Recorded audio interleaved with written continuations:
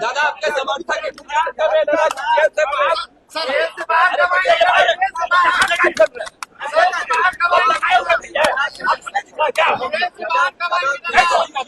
कैसे बोले आप, कैसे से बाहर कब आएंगे दादा? से बाहर कब आएंगे दादा? क्या महीना में क्या पकड़ा जाएगा?